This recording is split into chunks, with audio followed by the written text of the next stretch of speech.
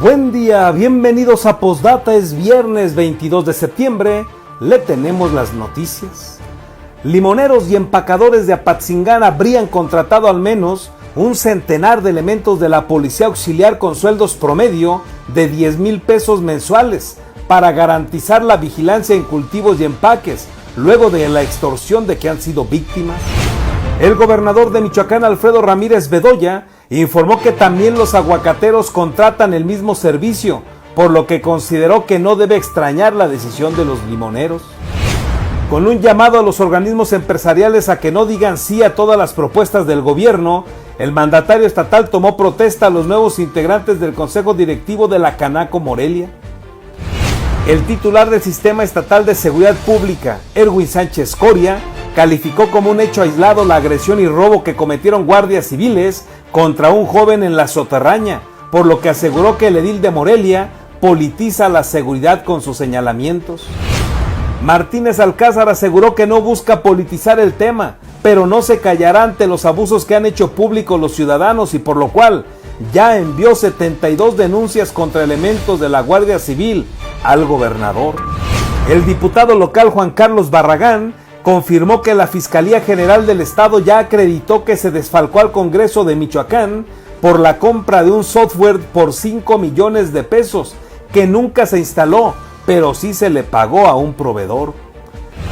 A unas horas de que viajara a Apatzingán a recuperar a su hijo, Yasmín Heredia fue asesinada junto a 4 personas más, entre ellas su madre y su hermano. Su exesposo es el único detenido como presunto responsable del multihomicidio. Comenzamos.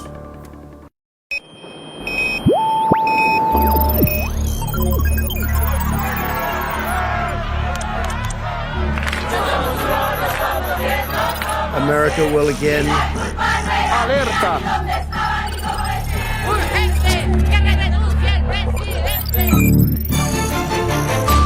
Vox FM presenta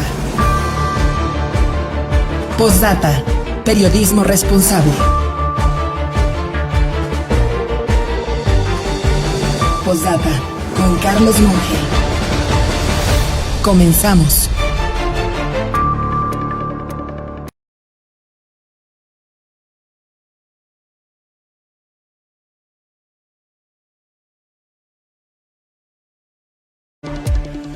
Buen día, gracias por estar con nosotros, un gusto saludarle en esta mañana ya de viernes. Es viernes 22 de septiembre, le tenemos lo más importante que ha sucedido en torno a Michoacán para que por favor se quede con nosotros, acompáñenos.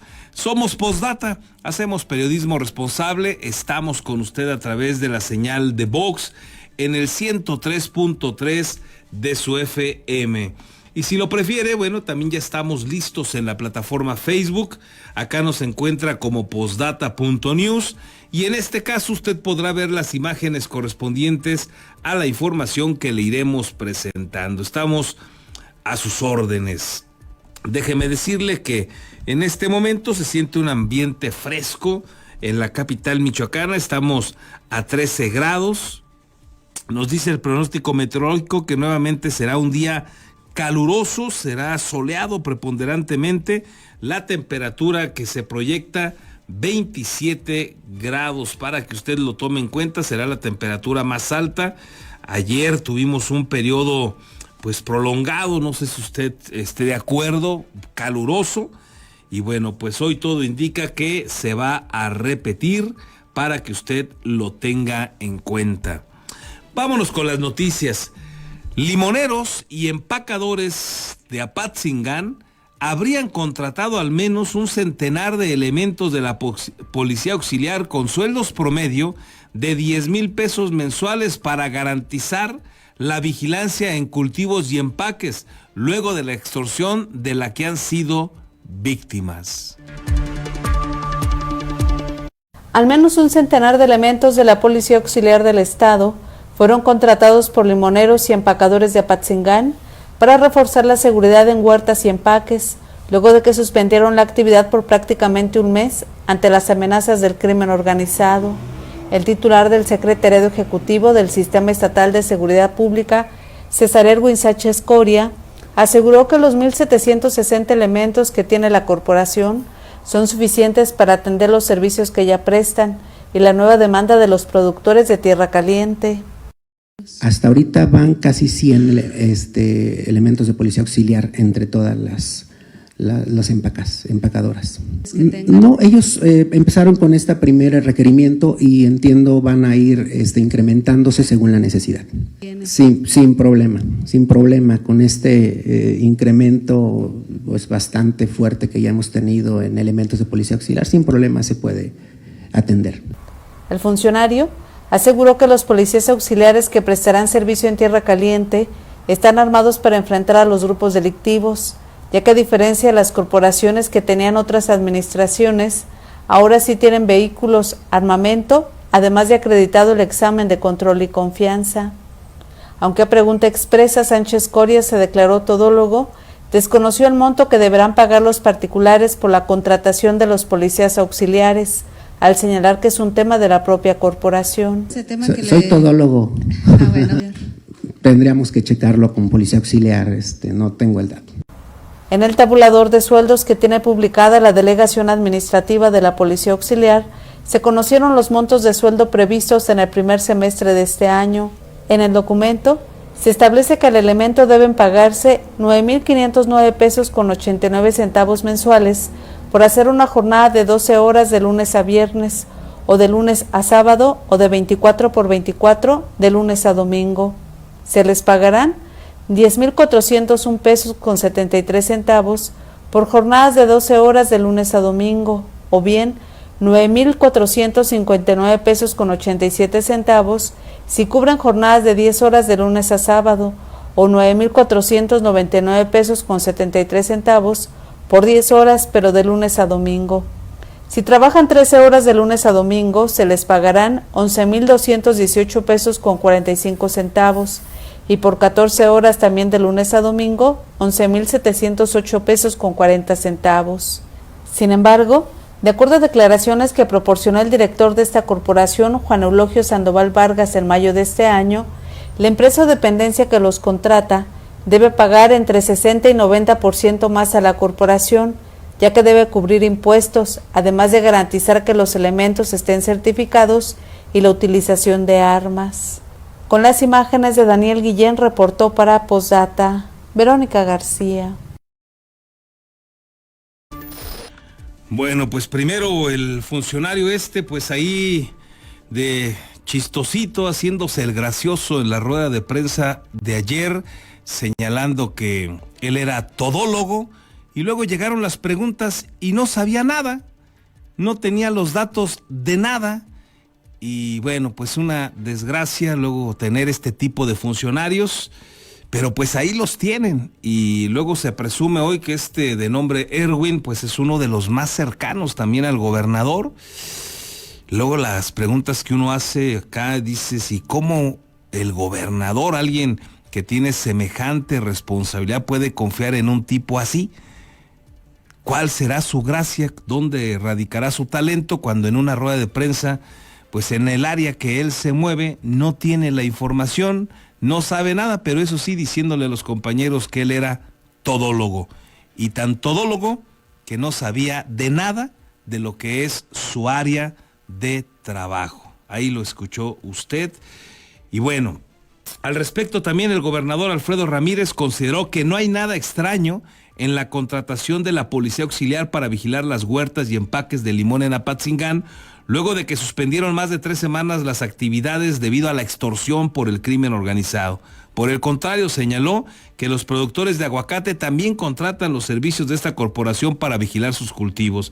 Explicó que la ciudad o el Estado de México son ejemplo de la participación constante de esta agrupación al considerar que la seguridad es un tema permanente.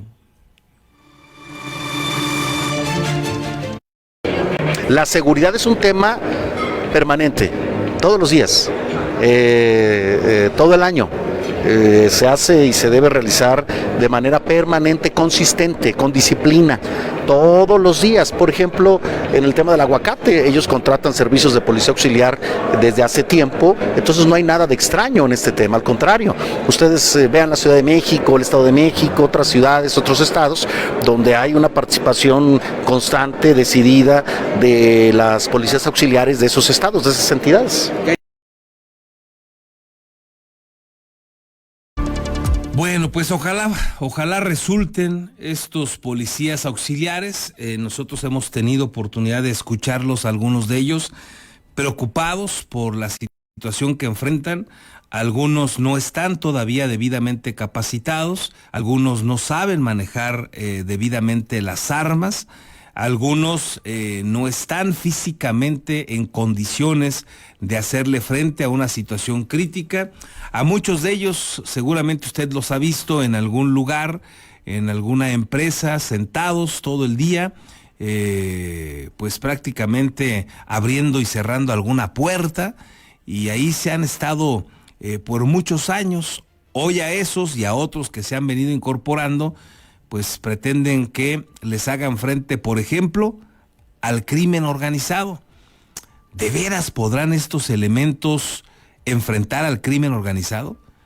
¿De veras tendrán las herramientas para hacerlo cuando hemos visto en Michoacán, no vayamos a otro lugar del país, en Michoacán, que a gente, o a, mejor dicho, a elementos del Ejército Nacional les han quitado las armas en Michoacán, los han doblegado en Michoacán? Hemos sido lamentablemente ejemplo nacional, y estamos hablando de elementos del ejército preparados con armas de grueso calibre y han sido sometidos por los criminales. En mucho también por la estrategia de su comandante supremo, el presidente López Obrador, que no ha querido tocar ni con el pétalo de una rosa a los criminales, al contrario, les procura todos sus derechos, les dice señores. Y bueno, pues ahí los elementos del ejército han pagado las consecuencias, pero con toda la preparación que guardan, pues han sido en Michoacán hasta humillados debido a esta estrategia presidencial que en mucho abona, pero al final son doblegados. La duda es, ¿de veras los policías auxiliares, están preparados para enfrentar al crimen organizado por 10,000 pesos mensuales? Bueno, pues ojalá que sí. Yo tengo mis serias dudas, sin menospreciar a esta corporación. Habrá elementos muy destacados, no hay duda, pero con las herramientas, con las armas y con la capacitación para enfrentar al crimen organizado, ¿de veras? Bueno, dice el gobernador que sí. Con un llamado a los organismos empresariales a que no digan sí a todas las propuestas del gobierno, el mandatario estatal Alfredo Ramírez tomó protesta a los nuevos integrantes del Consejo Directivo de la Canaco Morelia, que encabezará Alondra Villaseñor Fernández para el periodo 2023-2024. En su intervención, les pidió hablar bien de Michoacán como una manera de atraer inversiones, pero también los exhortó a que muestren al gobernador otra manera de hacer las cosas, al acordar que como presidente de la Canaco, el actual secretario de Finanzas Luis Navarro García se opuso a los nuevos impuestos que se habían propuesto en el anterior gobierno. Es un hombre que hizo un excelente trabajo como presidente de la Canaco, se opuso con gallardía, con fuerza, al aumento de impuestos. Recuerdo bien, yo era diputado local, se plantó frente al poder en aquel momento y hizo lo que tiene que hacer un presidente de Cámara, no andar diciendo que sí a todo lo que dice el gobernador, no, al contrario. Alondra, cuando me veas así me digo, no me hagas caso, tú deja que ya me agarrarás de buenas. No, sino para eso están las cámaras, el Consejo Coordinador Empresarial, la Canacintra, el NAYEMAR, para mostrarle al gobierno otros caminos, otras alternativas y ser una fuente de opinión libre. Eso es lo que hace fuertes a las cámaras empresariales. Yo les digo que vienen inversiones muy importantes para el Estado, que hablemos bien del Estado, que hablemos bien de Michoacán, de lo que se está haciendo, de lo que se está logrando. Porque si nosotros no hablamos bien de nuestra casa, pues entonces no va a venir esto cada rato a hablar bien de nosotros.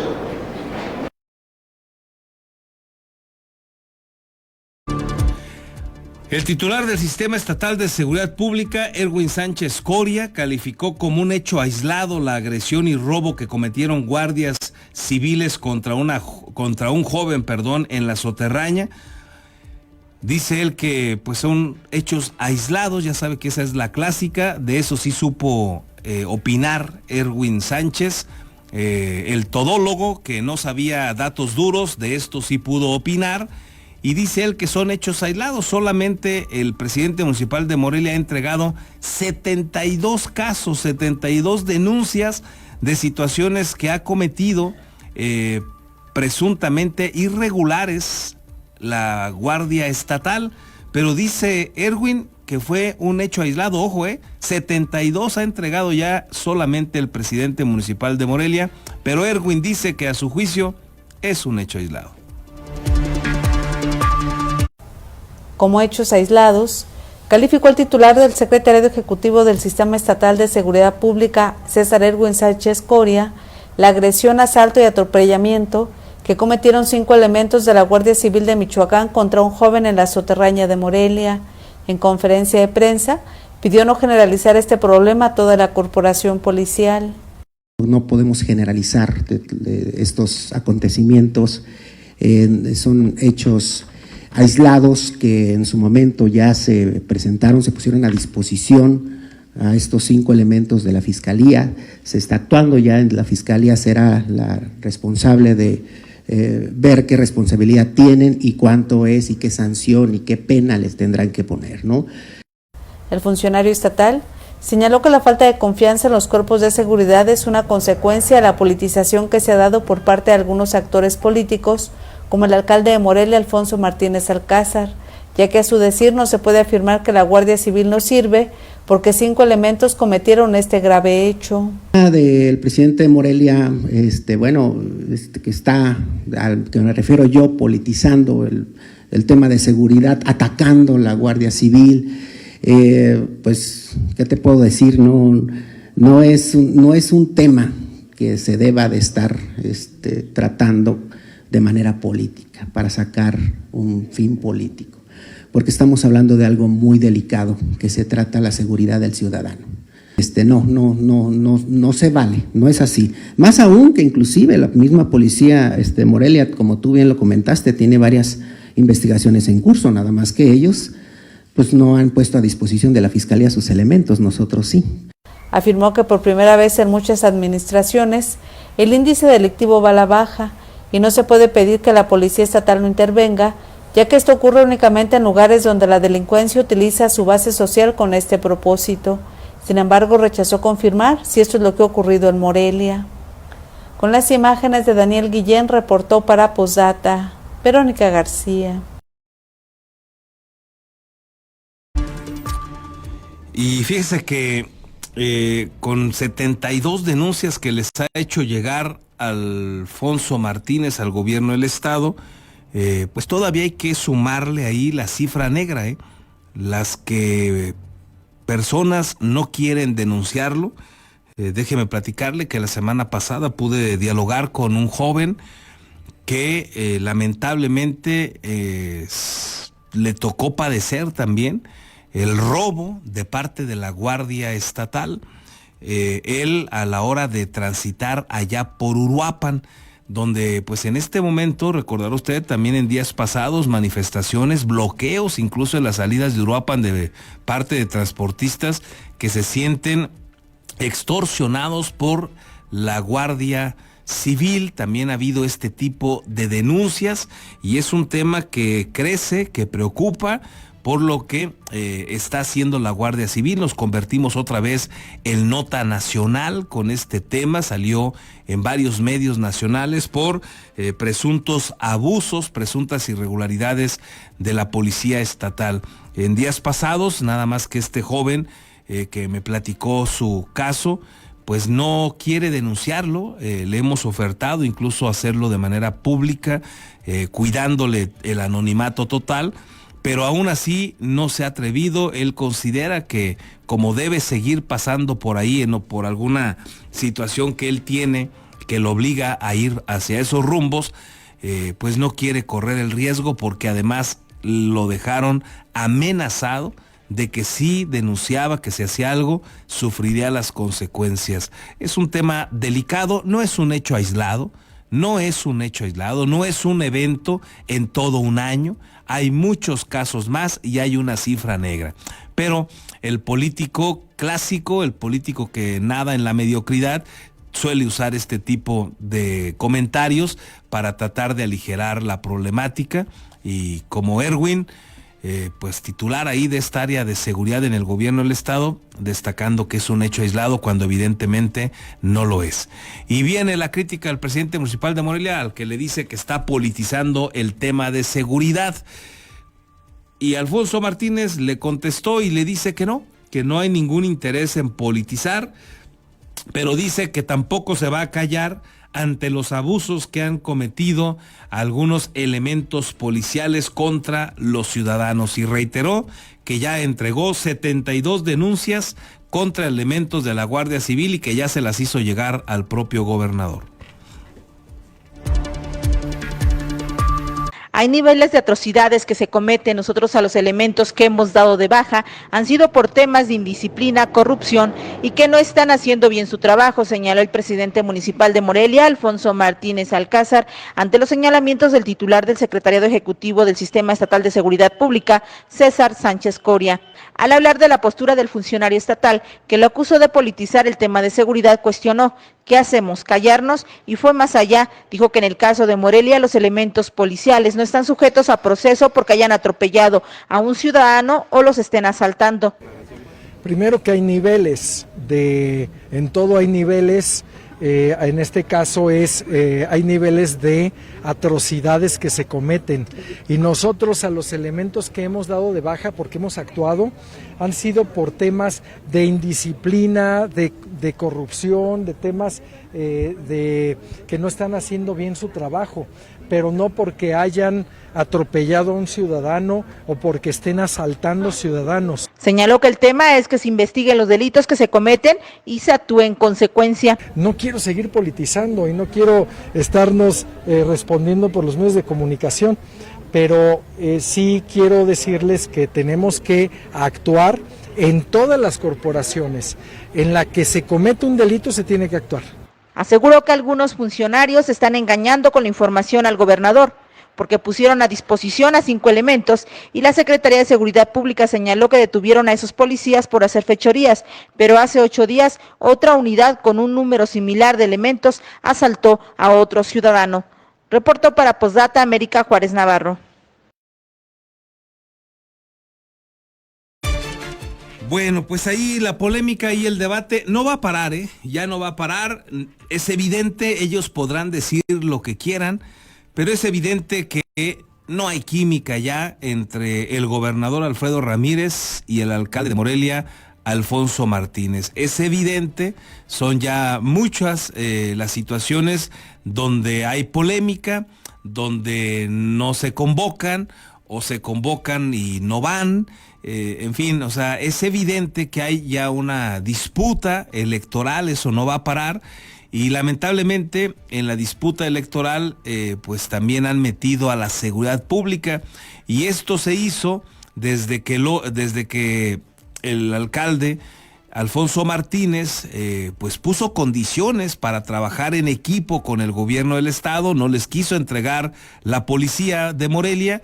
Y ahí empezó la debacle, ahí empezaron los repegones del propio gobernador contra Alfonso Martínez.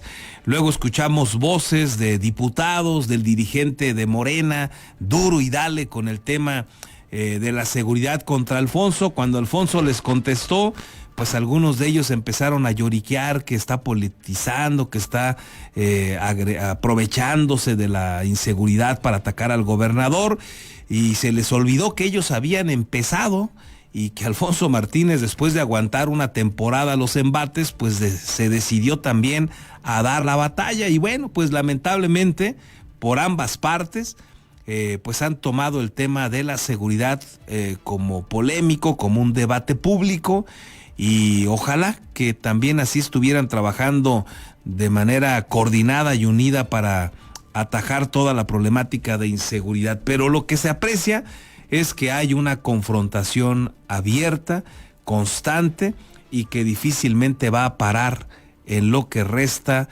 del presente año y todo el 24, que será un año electoral. Seguramente y lamentablemente el tema de la seguridad seguirá politizado.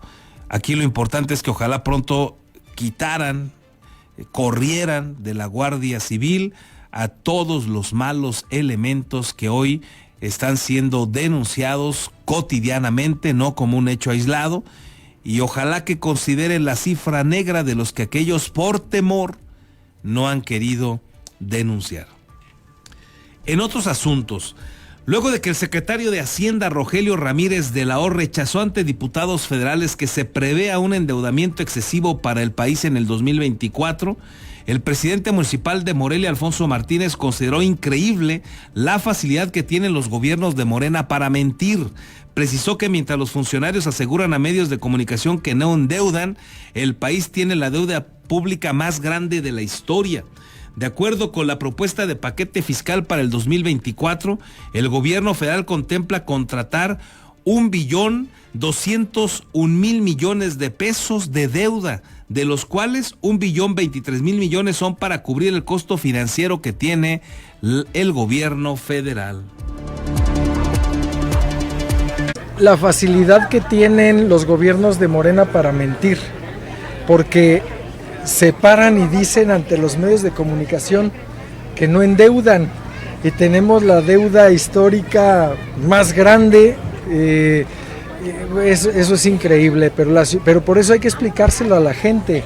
Claro que están endeudando a nuestro país. Hoy tenemos la deuda más grande en la historia de México.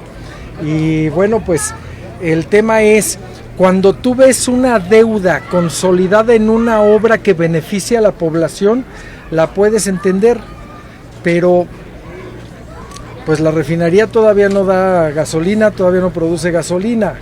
El Tren Maya, compraron trenes viejos y hay un pequeño tramo y no está funcionando, no se ha terminado el tramo de México-Toluca.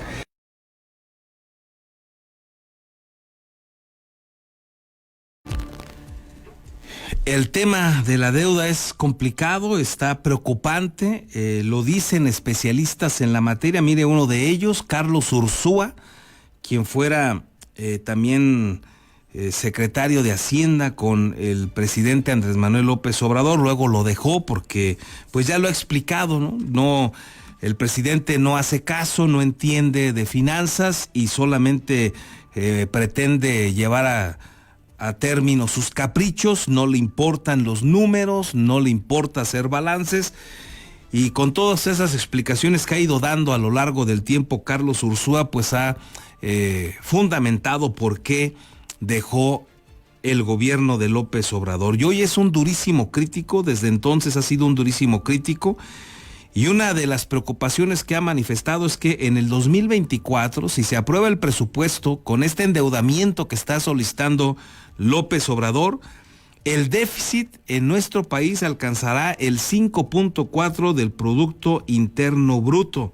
Dice que el déficit estará más o menos rondando 1.900.000 millones de pesos. Ejemplifica Carlos Ursúa, que en el 2019, primer año del gobierno de López Obrador, el déficit rondaba el 2.3 del PIB y ahora se ha ido al 5.4, lo ha llevado a más del doble, es lo que advierte Carlos Ursúa. En la columna que escribió esta semana en El Universal, dice un asunto que resulta, o hace una aseveración que resulta preocupante. Se la leo textual. Dice: si no cambia el rumbo por donde se está llevando, perdón, se la repito porque hay un error ahí. Va de nuevo. Dice: si no cambia el rumbo por donde nos está llevando, este gobierno tan ignorante e irresponsable, corremos el riesgo de desbarrancarnos. Así culmina esta columna que escribió en esta semana Carlos Ursúa, exsecretario de Hacienda de López Obrador. Y luego nos vamos a otros números. Ya ve que el presidente se ha cansado de decir que no ha endeudado al país. Todo mundo sabemos que sí. Bueno, los que nos gusta estar ahí pendientes y enterarnos de la realidad y que no le creemos a ciegas al discurso de ningún político. Bueno, pues hay otros datos que, por ejemplo, nos presenta Valeria Moy, quien es la directora del Instituto Mexicano para la Competitividad, que en estos días también ha sido enfática en dar a conocer que en el 2019 López Obrador endeudó a México con 708,000 millones de pesos. Estos son datos que ha dado a conocer la Secretaría de Hacienda y Crédito Público. Nadie se los inventa. Están expuestos en los argumentos para endeudar a México más el próximo año. Pero eso no es lo más grave. En el 2020 volvió a endeudar con 744,000 millones de pesos. En el 2021, 898,000 millones de pesos. En el 2022, 1 billón. En el 2023, este año que estamos corriendo, 1,230,000 millones de pesos. Y el próximo, López Obrador pretende, así lleva su propuesta de egresos al Congreso del Estado, pretende que le permitan endeudar a México 1,740,000 millones de pesos. Nos recuerda Valeria Moy, del Instituto Mexicano para la Competitividad, que en la suma total, López Obrador trae un acumulado de 6,320,000 millones de pesos. Para ponerlo en perspectiva, ¿se acuerda usted de la crisis del FOBAPROA? ¿Se acuerda el monto por el que inició esa polémica, enojo mexicano porque abusaron los dueños de los bancos sobre todo, y abusó el gobierno federal en aquellos años de Ernesto Zedillo, Carlos Salinas, que estuvieron ahí todos ellos inmersos en esta polémica? Bueno, en aquellos años el monto del FOBAPROA rondaba los 550,000 millones de pesos. A las cuentas de la Secretaría de Hacienda, ese monto ha crecido al 2022 a 1,100,000 millones de pesos aproximadamente. Es decir, se ha duplicado esa deuda en todos estos años por los intereses que se pagan, porque no se termina de abonar lo suficiente a capital, un largo etcétera. Pero en total, esa crisis empezó con 550,000 millones de pesos. López Obrador pretende para el próximo año, solo para el próximo año, 1,740,000 millones de pesos. Y en lo que va de su gobierno, 6,320,000 millones de pesos de deuda, nos advierte Valeria Moy del Instituto Mexicano para la Competitividad, y nos advierte del déficit que carga el gobierno de la República del 5.4 con respecto al PIB, cuando lo tomó en 2019 con un 2.3. Terrible pues el endeudamiento que ha dejado López Obrador, que además se acabó ya todos los fideicomisos, no hay dinero para prácticamente nada, y todo eso en algún momento, dicen estos especialistas, podría pegarle durísimo a la economía nacional. Téngalo en cuenta. Si hay dudas, hay que revisar, hay que meternos a leer un poco más este tipo de información y no quedarnos solamente con la verborrea de los políticos. ¿Le parece? porque López Obrador había negado que endeudaba al país, y ahora en días pasados aceptó que lo ha endeudado, pero nomás poquito. No ha sido poquito, ha sido terrible el endeudamiento, así como nos lo presentan Carlos Ursúa y Valeria Moy, dos personas que le conocen al tema de los números en este país. Y mire, déjeme informarle también que el presidente municipal de Morelia, Alfonso Martínez, recibió de manos de Alicia Rodríguez Fernández, la presidenta del Comité Internacional de la Bandera de la Paz, este símbolo, con lo que la capital michoacana se suma a las 14,000 ciudades, instituciones o personas a quienes se les ha entregado este emblema de unidad de la humanidad. Y en esas mesas debemos de estar dialogando y diciendo a la autoridad qué hace y el ciudadano también cómo ayuda y cómo participa.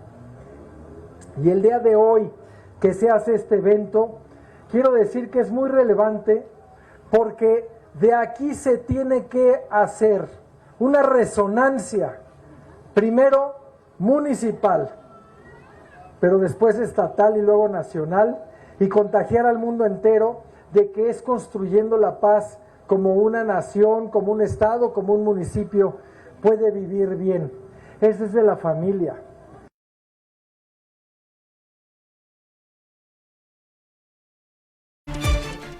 El diputado Juan Carlos Barragán confirmó que la Fiscalía General del Estado ya acreditó que se desfalcó al Congreso de Michoacán por la compra de un software por 5 millones de pesos, nada más que nunca se instaló, pero sí se le pagó al proveedor. La Fiscalía General del Estado acreditó el daño al erario público cometido en perjuicio de las finanzas del Congreso de Michoacán con un desfalco por la compra de software inexistente por 5 millones de pesos, confirmó el diputado local Juan Carlos Barragán Vélez, quien precisó que harán la solicitud para que atraiga el caso la Auditoría Superior de la Federación.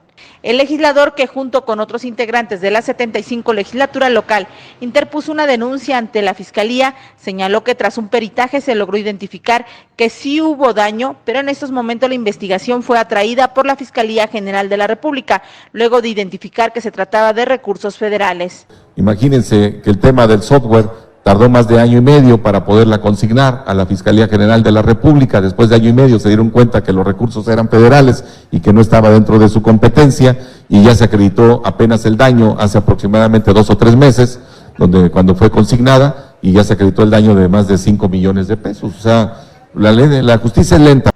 En ese sentido, precisó que la Fiscalía hizo un peritaje, se dictaminó y se acreditó el daño patrimonial, lo que ya se consignó ante la Fiscalía Federal, pero de igual manera sostuvo que hay una presunta responsable y otros presuntos responsables que firmaron, pero se debe también seguir a quienes dieron la orden. Reportó para Postdata América Juárez Navarro.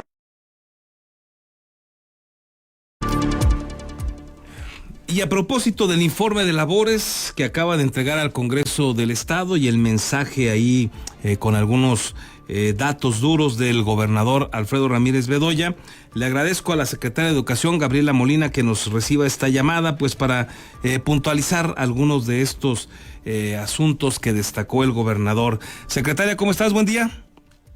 Carlos, buenos días a ti y a todo tu auditorio.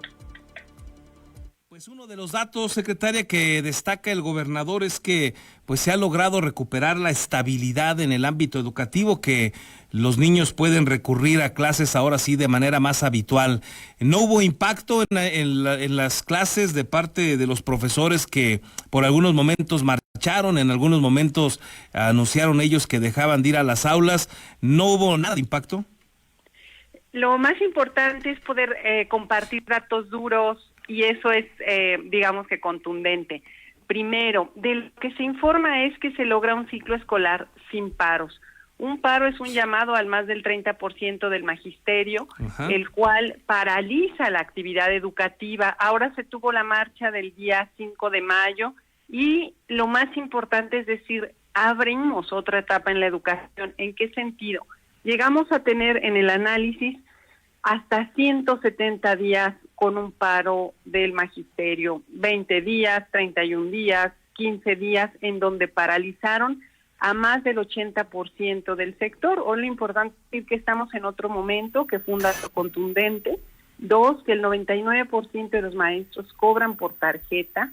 Esto significa que todo este hábito y este control que se tenía a través de los cheques llegó a su fin. Este 1% que queda tiene que ver todavía con esta necesidad de seguir reordenando, y donde un maestro no aparece en su centro de trabajo, pues se le cambia la modalidad de pago y se le solicita la información para saber por qué, digamos, no está en el sistema. Y el otro dato contundente es el ingreso a las normales. Hoy son 3 acciones que estamos seguros harán el antes y el después en la educación. Hay que recordar que todo este ingreso a normales era mediante presión, mediante mesas tripartitas o donde se ponía quién iba a ingresar, y ahora no, es un listado donde una autoridad educativa externa, por así decirlo, una institución evaluadora, señala una calificación y en ese orden se van inscribiendo. Entonces son 3 acciones que sientan las bases para una nueva etapa. ¿Hay retos? Sí. Nos falta mucho para avanzar, sobre todo en términos de indicadores educativos también. ¿Cuáles hemos logrado impactar? 1, el mayor número de niñas y niños en educación preescolar, y 2, mayor permanencia en primaria. Y de ahí, pues la idea es seguir poco a poco diciéndoles a los papás que estamos muy claros con un análisis y una perspectiva dónde podemos ir para dar el antes y el después en educación. En aprovechamiento, secretaria, en general, ¿cómo está Michoacán con respecto al país? ¿Qué lugar estamos ubicados y cuál sería el reto? En general tenemos indicadores que nos hablan de un gran reto. Hay dos momentos. De hecho, acaba de salir otra vez un estudio de la OCDE. Hay un impacto en todo el mundo en el aprovechamiento escolar y en la matrícula, que ha sido muy difícil recuperar después del COVID, sobre todo a partir de secundaria y de media superior.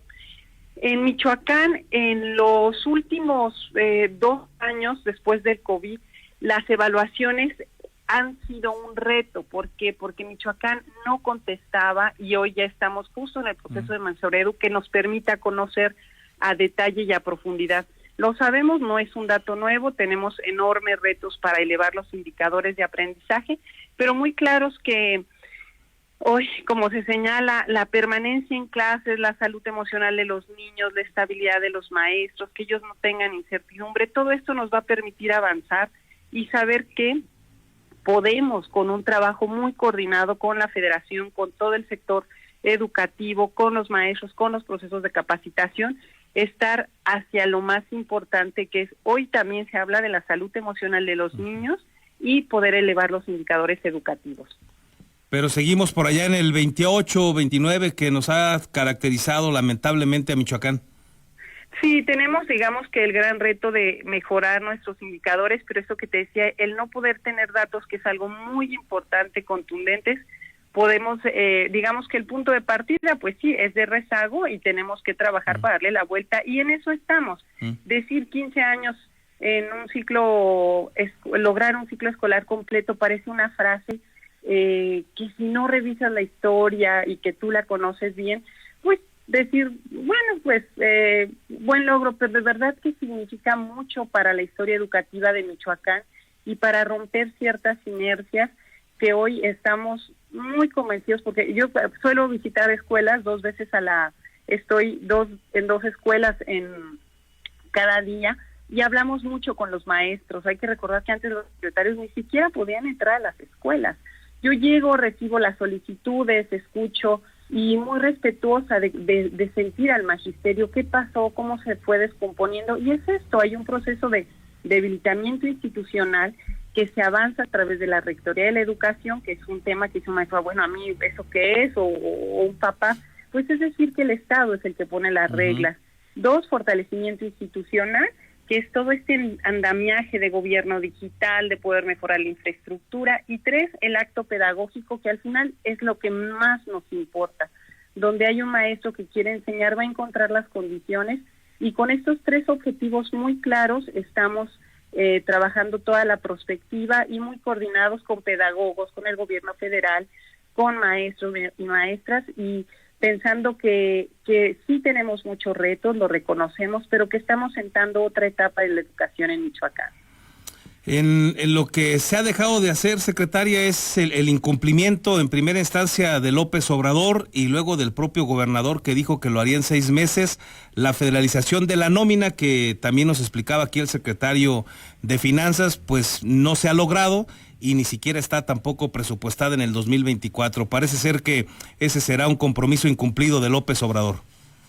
A ver, es muy importante saber qué se entiende por federalización de la nómina. Lo que dijo el presidente, secretaria, para ponerlo en contexto, es que la federación sería a cargo de todos los profesores, como lo hace hoy en la Ciudad de México, que sería el patrón y él les pagaría directamente. Eso fue lo que comprometió López Obrador, para ponerlo en contexto la pregunta. Nosotros tenemos incluso la grabación, porque es algo que hemos platicado mucho con la maestra Leti Ramírez. El presidente se ha comprometido con Michoacán y con otros estados a poder dar estabilidad al magisterio mediante el pago puntual. Los mecanismos son los que hemos buscado, tanto con Hacienda, justo vamos el día martes, y ellos nos pedían algunas acciones que digamos que se han ido concretando en el camino. La primera era la federalización, implicaba tener el nombre de quiénes y cuántos y dónde están. Hoy estamos en ese momento. Por primera vez se hace un pase de lista al 100% de los trabajadores de la educación. Este hecho no tiene precedente. Ese era uno. Otro es poder lograr una sola base de datos, integrar, porque el desorden y ha sido muy grande. Y esto tan simple que tienen otros estados o que tiene cualquier patrón en Michoacán no lo había. Nosotros estaremos haciendo 2 anuncios muy importantes para diciembre, todo muy coordinado con Gobierno Digital. ¿Y qué son los pasos necesarios? Falta todavía otro ejercicio presupuestal. Nosotros vamos justo la semana que entra a México. Anoche nos movieron esa reunión y decir, vamos avanzando. Es un proceso de un ordenamiento que tiene muchos obstáculos, Carlos. Yo te lo comparto con toda la apertura. En el pase de lista hubo maestros que no contestaron, hubo áreas o escuelas que dicen que no tuvieron internet, pese a que mandamos una brigada para facilitar conectividad. Bueno, les dimos un plazo hasta el 30 de septiembre que nos digan y nos entreguen la información en físico. Todos estos son pasos que estamos seguros que nosotros tenemos 2 términos, uno en septiembre y otro a finales de noviembre. Y estamos convencidos que este andamiaje de ordenamiento que tuvo que ver con la tarjeta, con el pase de lista, con saber por qué muchos de ellos no están en los centros de trabajo. Estamos con la Auditoría Superior esta semana en un desplazamiento territorial en físico, primero fue digital. Entonces, todavía se está trabajando y yo estoy convencida que se va a encontrar el mecanismo, sobre todo financiero, para generar esto que es la nómina educativa ya en un PES. Entonces, una parte ya la tenemos y falta la otra. Justo anoche, ya está muy tarde, estamos en una reunión porque nosotros hoy y la próxima semana estamos trabajando con el gobierno federal en ese reordenamiento, recategorizaciones, tipos de plazas, compatibilidad de plazas. Te doy un dato que nos arrojó todo este ejercicio y que ha sido cuesta arriba, y es que gran parte de los maestros están fuera del centro de trabajo original y eso no permite que cobren en el centro de trabajo original. Eso es un ordenamiento que tenemos que hacer y estamos hablando casi de más de 10,000 personas. Entonces estamos en el camino. Muy bien, pues ojalá se logre. Yo tengo mis dudas. El gobernador había dicho que en 6 meses. Espero que también tengas esa grabación, secretaria, porque pues se ha difundido varias veces y pues no se cumplió, ¿no? Este es uno de los grandes pendientes. Y aprovechando, pues hemos seguido revisando los libros de texto. Yo te quiero preguntar si todavía consideras que son unas joyas literarias, sobre todo cuando a los niños de 5º año de primaria, pues se les invita incluso a que experimenten su género. Se meten, me parece que de más en el tema de la sexualidad, de la genitalidad, y pues es un tema que muchos padres de familia siguen recriminando. ¿Sigues viendo a los libros de texto como joyas literarias pese a esto? Sí, yo creo que es una experiencia distinta. Son casi 2,000 docentes los que participaron, y si bien usé ese adjetivo, lo que quiero sí decir es que hoy tenemos 10,000 niñas embarazadas, Carlos. ¿Tú sabes lo que eso significa? 10,000 menores de edad, más de 600,000 en todo el país, y que quizás siempre será difícil el abordaje tercer lugar, decía INEGI ayer, es un país que todavía tiene a sus niñas, no en las escuelas, sino siendo mamás de manera temprana. Hoy cada paso que se haga para tratar de educar en la sexualidad y que todo será perfectible y siempre respetaremos que un papá, una mamá, un docente diga esta parte no la considero adecuada, pues la brinque, eso es natural, pero ¿en qué contexto se da? Se da en un contexto donde hay mucho tabú, mucho prejuicio, pero no solo eso, hay una parte educativa, vienen las partes de poder reconocer toda la riqueza cultural y natural, el papel en el que se hace. ¿Pero en quinto de primaria, secretaria? ¿Perdón? ¿En quinto de primaria? ¿Ya se embarazan niñas de 10, 11 años? El embarazo se presenta en niñas de 10 años, ese es otro tema muy complicado de explicar, lo he conocido de manera pues muy precisa en el DIF, porque nos preguntamos por qué hay un embarazo tan temprano. Si no, ¿qué adelanta la vida sexual reproductiva de una niña? Y tiene que ver con contexto lamentablemente de no respeto a su cuerpo y de abuso sexual. Entonces, mucho hay por hacer, mucho debemos de aprender en la pluralidad. Y hoy decir que no solo se trata de los libros de texto, se trata de poder modificar muchas conductas que lamentablemente dañan a las infancias. El abuso sexual, el embarazo adolescente, que es menores de edad, y bueno, que eso hay datos también, pues lamentablemente que compartir. Y lo que te digo es que hoy lo que queremos decir es que estamos en otro momento de la educación y eso es contundente, gracias a los papás, a las mamás y a los maestros que han sido parte de este proceso y que sabemos que nos falta mucho por andar y que lo andaremos de manera honesta y con mucho trabajo y mucha coordinación. Bueno, pues luego se defiende mucho a los libros, pero todos los funcionarios que va uno conociendo tienen a sus hijos en escuelas particulares, empezando también por el propio López Obrador, que lo trae estudiando en Londres. Recuerdo que tú tienes una pequeñita, debe estar si acaso apenas en el preescolar y bueno, pues veremos si llegado el momento la llevas a la pública con este tipo de libros, secretaria, y estaremos platicando en otro momento. Muy bien, pues muchas gracias y muy buen día. Gracias a la secretaria de Educación, Gabriela Molina, y destacando lo que han logrado en este tiempo del gobierno de Alfredo Ramírez. Y bueno, pues usted escuchó de nueva cuenta la defensa de ella, era importante después de todo el debate que ha habido con los libros de texto. He tenido la oportunidad de irlos revisando. Hay muchas cosas que honestamente, en mi opinión, son criticables. Todavía con el argumento que nos deja la secretaria, todavía resulta complejo pues estar de acuerdo en que a los niños de 10 años, 11 años, que rondan ahí el quinto grado de la primaria, les digan, por ejemplo, que las niñas y los niños necesitan la oportunidad de explorar distintos roles de género y distintos estilos de juego. Y esto se lo plantean a los padres de familia en un apartado que pueden ver los niños en su libro, donde dice situaciones para aprender en familia. Y aquí pues les invitan a que los niños puedan experimentar desde los 10 años de edad la posibilidad de descubrir la identidad de género, cómo expresar su género, la orientación sexual que ellos tienen, la diversidad de identidad y prácticamente motivarles, invitarles a que puedan experimentarlo para definirse. Eso en un libro de quinto de primaria. En fin, son de las cosas que seguirán siendo polémica y que cada padre de familia vamos a tener que darnos a la tarea de estar alertas y guiar a nuestros hijos. Déjeme hacer una breve pausa y regresamos. Postdata. Periodismo responsable. Continuamos.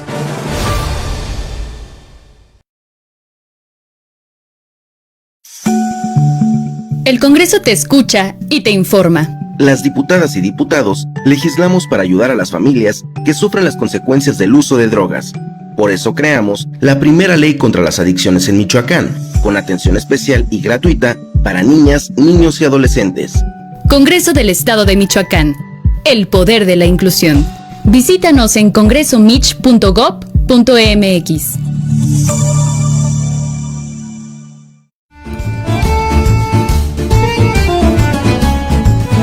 La original y deliciosa comida italiana ya está en Morelia, Ostería Fiorentina. Te esperamos en Boulevard García de León, número 1045. Contamos con una amplia carta donde encontrarás pastas, cortes, postres y claro, la inigualable y deliciosa pizza. Desayuna, come o cena con nosotros. Ven a maravillarte del sabor italiano.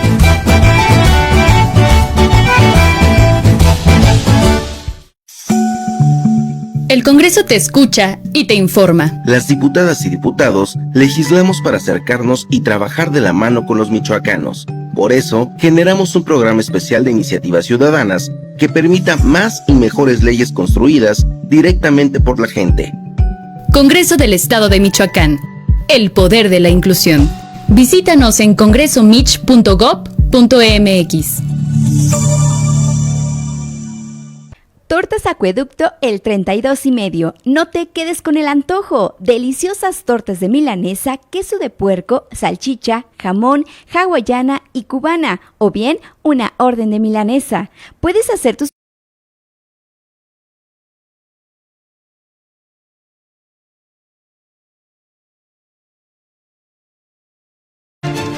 Ya estamos de regreso, prácticamente nos vamos. Déjeme rápidamente leer algunos de sus mensajes. Susana Montoya nos deja saludos y un feliz fin de semana. Gracias, Susana, igualmente. Marco Alfonso Cano también nos da los buenos días a todos. Gracias, Marco, igualmente para ti. Luis Escobedo hace lo propio. Gracias también, Luis.